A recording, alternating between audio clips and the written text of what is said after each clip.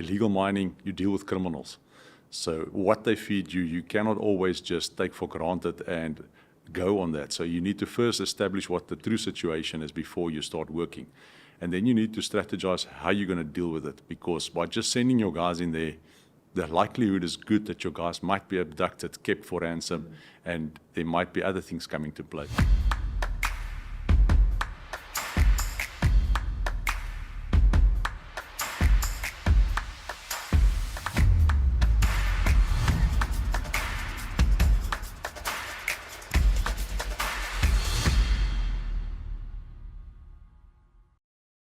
In deep-level operations, every mine rescue decision carries extraordinary risk, and innovation is often born from the hardest lessons.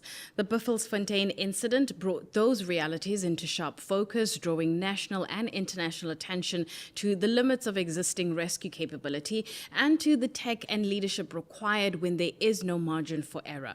Today, we examine a case study in extreme mine rescue with Mannas Fourie. Mannas, thank you so much for your time. You have been in the industry for over 3 decades, if I'm not mistaken. Take me through how the nature of mine rescue has evolved over time. Absolutely. We need to be dynamic as an organization. Mining has changed, technology has changed, methodology has changed. So we need to adapt accordingly. And if I need to think about it, there's a huge growth in technology and equipment that makes it so much easier and safer for us to operate in.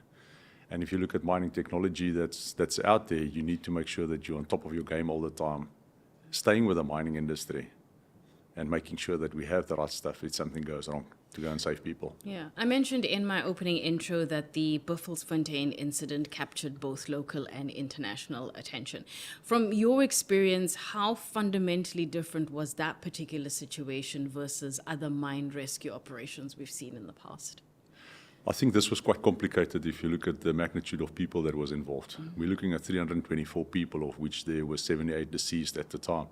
So it was a major, almost disaster for us as a country to sit with something like that. It reached international level because of the complexity, the depth that it happened at, and the circumstances around it. It's illegal mining, which is a huge problem for us in the country.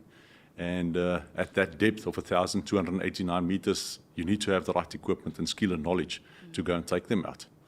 And fortunately, we have foreseen that in future, we might need something like that in our mining industry.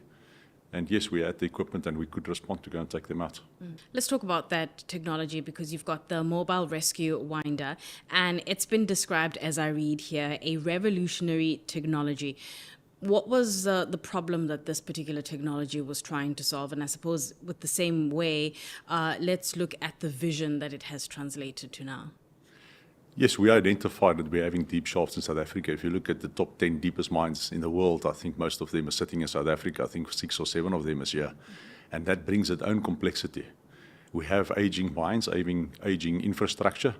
Our shafts are deep. Some mines goes down 3 kilometers in single drop, not having a sub-shaft, tertiary shaft, just the main shaft is 3,000 meters.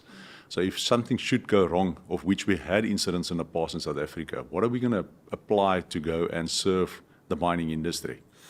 This winder was then developed, designed, and built in South Africa by South Africans, and it's the first in the world. And it's also the first time that such a machine has been used in the world to take out people or rescue people. So should there be an incident in the mining industry, we are capable in South Africa to go down with this mechanism to go and either rehabilitate the shaft to get the permanent winders back in place, or to take the people and evacuate them immediately from the source of danger of which they are exposed to. Sounds like a very interesting technology. In terms of it being used in SA, which we understand why, because it can go to those kind of depths.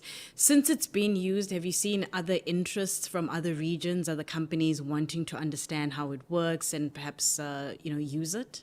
Absolutely. We had a huge interest from Botswana, of which we assisted to build a similar winder like that for them, with a depth capability of 1,500 meters. We tested it in South Africa, we trained them in South Africa, and we sent it abroad.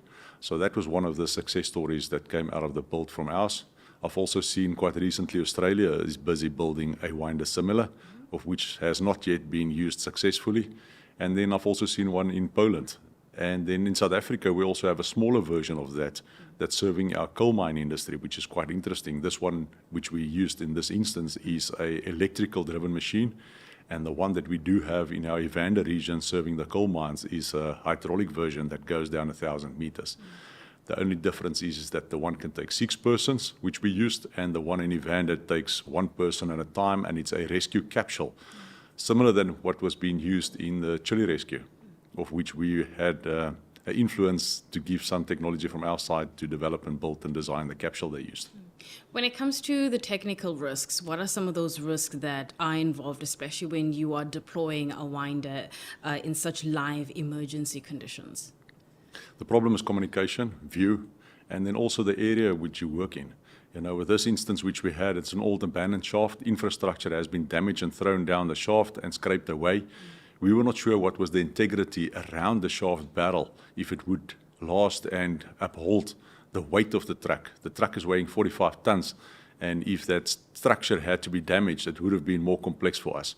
So you always have these technical hazards and risks that comes with deploying that winder, and every site is different. There's not a silver bullet for every single mine. If you get on site, you need to think on your feet and you need to adapt accordingly. When you think about the Buffelsfontein incident, there's public scrutiny, you racing against time, and also you having to deal with human lives. Take me through some of the high-stake decisions that you had to make, or the team has to make, where there seems to be no margin for error in those situations. Yes, look, there's always critical comment coming towards illegal mining and why we get involved and deal with it. But our focus is that we need to save lives. We do not get involved with all the other peripheral parameters that comes with it. We leave that. There are departments that deal with it. So the critical decisions we need to make is that our rescue team members are safe. If we enter into something like this, we first need to analyze and make sure that we have enough information of what we deal with. Illegal mining, you deal with criminals. So what they feed you, you cannot always just take for granted and go on that. So you need to first establish what the true situation is before you start working. And then you need to strategize how you're going to deal with it. Because by just sending your guys in there, the likelihood is good that your guys might be abducted, kept for ransom, and there might be other things coming to play. So I think the strategy around how you're going to take it and how you're going to deal with it, that's most probably one of the difficult things you need to get over your mind. Let's go back to that situation. When you think back on it, what would you say were some of the leadership lessons that you learned there when it comes to managing teams in such an emotionally and operationally intense environment? I think one of the biggest ones was to say that you need to allow the guys to do what they are trained to do. The guys that we use, they're highly skilled. We spend a lot of time preparing them for something should this happen in South Africa or in any other mine. And at that stage, when we were standing there, the guys came together and they said, we're not going to leave you until today we take 100 people out. So they took the ownership. And what I've seen then is just that us as leaders need to bring out the best out of our employees and people working for us and give them the framework to put their minds and thoughts forward and not just always instruct and guide them in what they need to do. So it was nice for the team to take ownership, and that made it a successful story for us.